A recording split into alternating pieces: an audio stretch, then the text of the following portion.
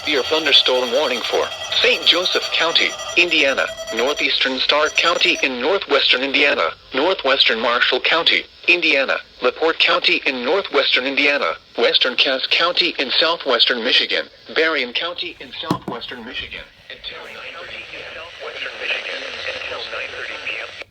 At 8:42 p.m. or 7:42 p.m. Central Standard Time, severe thunderstorms were located along a line extending from near Benton Harbor to Onataw, moving east at 45 miles per hour. Hazard, 60 miles per hour gusts.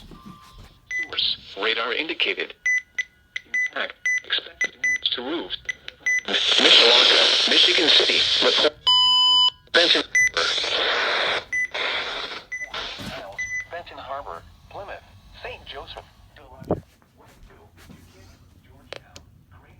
Westfield. Yo, hold on. 4 hour and 30-minute event. Okay, buddy. This includes the following highways. Interstate 196 between mile marker 0 and 7.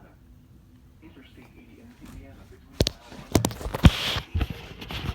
Interstate 94 in Indiana between mile markers 38. God damn, this is crazy.